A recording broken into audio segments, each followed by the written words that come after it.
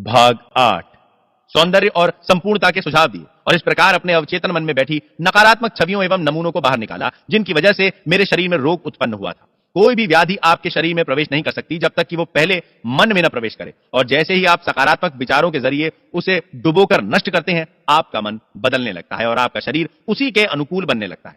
सभी प्रकार के उपचार का यही आधार है। आपके कार्य अद्भुत हैं और ये मेरी आत्मा, मेरा अवचेतन मन पूर्णतः समझता है। अवचेतन मन शरीर के सभी कार्यों को कैसे नियंत्रित करता है। जब आप जागते रहते हैं और जब आप बिस्तर पर सो जाते हैं, उस दौरान आपका अवचेतन मन कभी न थकने वाले माध्यम से आपके चेतन मन की सहायता के बगैर आपके शरीर के सभी अंगों को निरंतर चलाए रखता है। उदाहरण के लिए, जब आप सो रहे होते हैं, आपके दिल की धड़कन एक लयबद्ध रूप से चलती रहती है, फेफड़े अपना काम करते रहते हैं, आपकी सांसें अंदर बाहर चलायमान रहती हैं। ये सब वैसा ही चलता रहता है जैसा आपके जागे रहने में चलता है। आपका अवचेतन मन पाचन क्रिया, ग्रंथिमय स्राव तथा शरीर की अन्य अनेक रहस्यमय कार्यवाहियों को नियंत्रित करता है। चाहे आप सो रहे हो या जाग रहे हो, आपके सिर के बाल उगते रहते हैं। वैज्ञानिक हमें बताते हैं कि त्वचा से पसीना जागे रहने से ज्यादा सोते रहने में निकलता है। सोने के दौरान आपकी आंखें, कान और अन्य इंद्रियां सक्रिय रहती हैं। उदाहरण के लिए, एक महान वैज्ञानिक को सोने के दौरान अपनी समस्याओं का समाधान मिला है। उन्होंने अपने समाधान सपने में देखे। कभी कभी आपका चेतन मन चिंता, व्याकुलता, भय और निराशा पैदा करके आपके हृदय, फेफड़े और पेट की सामान्य प्रक्रिया में बाधा उत्पन्न कर देता है। इस प्रकार के विचार आपके अवचेतन मन के व्यवस्थित संचालन में गतिरोध पैदा करते हैं। जब कभी आप मानसिक रूप से परेशान होते हैं तो सबसे बढ़िया उपाय यह है कि शांत हो जाएं, मन को धीरज दें और अपनी विचार प्रक्रिया पर विराम लगा दें। अपने अवचेतन मन से बात करें, उससे कहें कि वो शांतिपूर्वक दैवी नियम के अंतर्गत संयम बनाए रखें।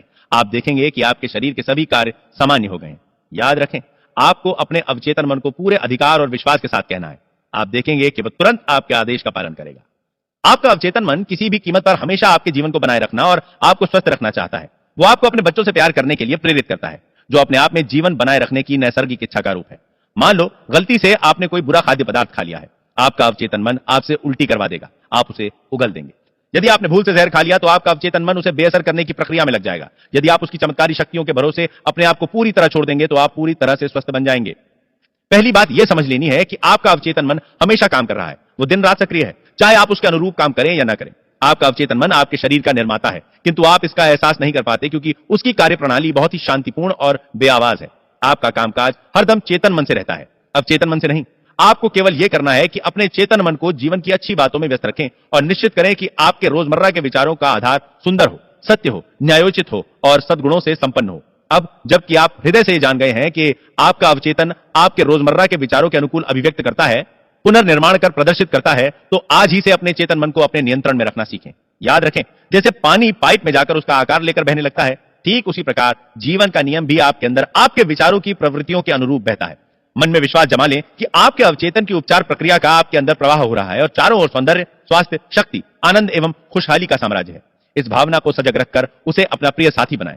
विश्वास करें कि यह जीवन धारा आपके भीतर निरंतर बह रही है, स्फूर्ति दे रही है, आपको समृद्ध कर रही है। उसकी प्रतिक्रिया ठीक ऐसी ही होगी, आपके विश्वास के अनुकूल होगी। एक बहुत ही प्रसिद्ध उदाहरण है जिसका उल्लेख फ्रांस के चिकित्सा विभाग के संग्रहालय के रिकॉर्ड में भी किया गया है। फ्रांस की ही मैडम बायर का है। वे नेत्रहीन थी, उनकी आंखों की नसें क्षतिग्रस्त होकर मृत हो गई थी। वो इलाज के लिए लॉर्ड्स के चिकित्सा अस्पताल में भर्ती हुई और उन्हीं के शब्दों में चमत्कार उपचार हुआ। एक प्रोटेस्टेंट युवा महिला रूथ क्रैंस्टन ने उस केस की छानबीन करके मैकाल्स नामक पत्रिका के नवंबर 1955 के अंक में लिखा कि लॉर्ड्स में आश्चर्यजनक रूप से उनकी आंखों की दृष्टि वापस आ गई, जबकि आंखों की नसें मृत और बेकार बनी रहीं, जैसा कि अनेक डॉक्टरों ने बार बार परीक्षण करने के बाद यह प्रमाणित किया। एक महीने बाद दोबारा परीक्षण में पाया गया कि उनकी देखने की शक्ति सामान्य हो गई है, किंतु पहले जैसा कि मेडिकल परीक्षण में बताया गया था, वे मृत आंखों से देख रही थीं। मैं भी अनेक बार लॉर्ड्स गया हूं और मैंने भी इस प्रकार के उपचार देखे हैं तथा यह तय है, जैसा कि हम अगले अध्याय में व्याख्या करेंगे, कि इसमें संदेह नहीं कि ऐसे चमत्कार उपचार की घटनाएं दुनिया के लगभग सभी धर्मों के तीर्थस्थलों में होती हैं। जैसा कि हमने कहा कि तीर्थस्थल के किसी पवित्र जल से मैडम बायर का उपचार नहीं हुआ, बल्कि उनके अपने अवचेतन मन ने उनकी आंखों की रोशनी लौटाई, जिसको मन की आत्मा ने चमत्कारी शक्ति प्रदान की। उनके अवचेतन मन के उपचार तंत्र ने उनके विचारों की प्रवृत्ति की प्रतिक्रिया स्वरूप कार्य किया। अवचेतन मन में आस्था एक विचार है। इसका अर्थ है वो स्वीकार करो जो सत्य है। विचार स्वीकृत होने पर स्वतः कर्मशील हो जाता है। इसमें संदेह नहीं है कि मैडम बायर उस तीर्थ स्थल में पूरी आशा और आस्था के साथ ये विश्वास लिए गई थी कि उनकी आंखों का उपचार होगा। उनके अवचेतन मन ने उसी के अनुकूल प्रतिक्रिया स्वरूप उपचार तंत्र को जागृत कर दिया। अवचेतन मन जिसने आंख की रचना की है, वो मृत नस को पुनर्जीवित कर सकता है। जो रचना रचनात्मक सिद्धांत करता है वो भी कर सकता है। अपनी आस्था के अनुकूल ही आपको मिलता है। दक्षिण अफ्रीका स्थित जोहानिसबर्ग में एक प्रोटेस्टेंट पादरी ने मुझे बताया कि पूर्ण स्वास्थ्य का विचार उन्होंने अपने अवचेतन मन को किस तरह से पहुंचाया। उनके फेफड़ों में कैंसर था। उनका तरीका, जैसा कि उन्होंने अपने हाथ से लिख कर दिया, वो इस प्रकार था। मेरे पैर आराम में है, मेरे टखने आराम में है, मेरे पांव आराम में है, मेरे पेट की मांसपेशियां आराम में है, मेरा हृदय और फेफड़े आराम में है, मेरा सिर आराम में है, मेरा पूरा शरीर आराम में है। लगभग 5 मिनट में मैं सोने की तंद्रा में होऊंगा। और तब मैंने निम्नलिखित सत्य की प्रतिज्ञा की। ईश्वर की महानता अब मेरे जरिए अभिव्यक्त हो रही है। पूर्ण स्वास्थ्य का विचार अब मेरे अवचेतन मन में भरता जा रहा है। ईश्वर के समक्ष मेरी जो छवि है वो पूर्ण छवि है, और मेरा अवचेतन मन मेरी छवि ठीक वैसी प्रदर्शित कर रहा है जो ईश्वर के मन में है। उन पादरी में आश्चर्यजनक परिवर्तन हुआ, वो ठीक हो गए। यह एक आसान और साधारण तरीका है जिसकी मदद से पूर्ण स्वास्थ्य का विचार आपके अवचेतन मन में पहुंचाया जा सकता है। दूसरा तरीका अनुशासित अथवा वैज्ञानिक परिकल्पना है, जिसके माध्यम से पूर्ण स्वास्थ्य का संदेश अवचेतन मन में पहुंचाया जा सकता है। मैंने एक व्यक्ति जो लकवे से पीड़ित था से कहा कि वो अपने मन में स्पष्ट कल्पना करे कि वो अपने कार्यालय में चारों ओर चल रहा है, मेज को हाथ लगाता है, टेलीफोन उठाकर फोन पर बात करता है, और वो सब काम करता है जो ठीक हो जाने के बाद करेगा। मैंने उसे स्पष्ट रूप से समझाया कि यह विचार और पूर्ण स्वस्थ होने का उसका मानसिक विचार अवचेतन मन की ओर से स्वीकार कर लिया जाएगा। उसने अपनी भूमिका दक्षता से निभाई और एहसास किया कि वो दोबारा अपने कार्यालय में पहुंच गया है। उसे मालूम था कि वो अपने अवचेतन मन को एक निश्चित काम सौंप रहा है जिस पर वो काम करेगा। उसके अवचेतन मन में वो फिल्म थी जिस पर यह चित्र अंकित था। कई सप्ताह के इस मानसिक चित्र को मन में बार बार बैठाने के बाद एक दिन पूर्व नियोजित योजना के तहत टेलीफोन की घंटी बजी और बार बार बजती रही, जबकि उसकी पत्नी और नर्स दोनों बाहर गई थी।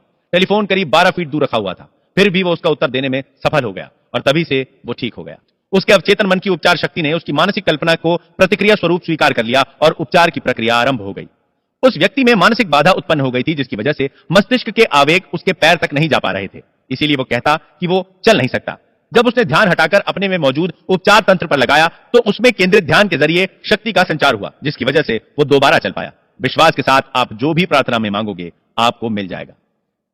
आपका अवचेतन मन आपके शरीर की प्रमुख प्रक्रियाओं को नियंत्रित करता है और सभी समस्याओं का समाधान करता है। सोने से पहले अपने अवचेतन मन को एक विशिष्ट मांग प्रेषित करें और उसकी जादुई शक्ति को अपने काम में लाएं। जो कुछ आप अपने अवचेतन मन पर अंकित कर रहे हैं वो आकाश के पटल पर परिस्थितियों, अनुभवों और घटनाओं के रूप में अभिव्यक्त हो जाता है। इसीलिए आपको अपने चेतन मन के सभी विचारों और धारणाओं पर सावधानी से नजर रखनी चाहिए। क्रिया और उसकी प्रतिक्रिया का सिद्धांत सर्वव्यापी है। आपका विचार क्रिया है और अवचेतन मन की स्वाभाविक प्रतिक्रिया आपके विचार की प्रतिक्रिया है। सभी प्रकार की निराशा का कारण अपूर्ण इच्छाएं होती हैं। यदि आप अड़चनों, विलंब और परेशानियों में फंसे रहेंगे तो आपका अवचेतन मन भी उसी के अनुकूल रहेगा और इस प्रकार आप अपना ही नुकसान कर रहे हैं। जीवन का नियम आपके माध्यम से पूर्ण लय और एक रूपता के साथ प्रवाहित होगा। यदि आप विश्वास के साथ यह प्रतिज्ञा करें, मेरा विश्वास है कि अवचेतन मन जिसने मुझे यह इच्छा दी है वो अब मेरे माध्यम से उसे पूरी कर रहा है, ये सभी बाधाओं का अंत करेगा। चिंता, व्याकुलता और भय आपके हृदय, फेफड़ों और अन्य अंगों की सामान्य गति में अवरोध पैदा करते हैं। अपने अवचेतन मन को यदि प्रेम, सौहार्द, स्वास्थ्य और शांति का संदेश देंगे तो आपके शरीर के सभी अवयव दोबारा सामान्य हो जाएंगे। आपके चेतन मन को सर्वोत्तम आशाओं से व्यस्त रखें और आपका अवचेतन आपके रोजमर्रा के विचारों को पूरी वफादारी से पुनः प्रस्तुत करेगा। हमेशा मंगलमय अंत की या अपनी समस्या के समाधान की कल्पना करें और पूर्णता के रोमांच का एहसास करें, और आप जो कल्पना करते हैं या महसूस करते हैं वो आपका मन स्वीकार करेगा और उसका परिणाम देगा।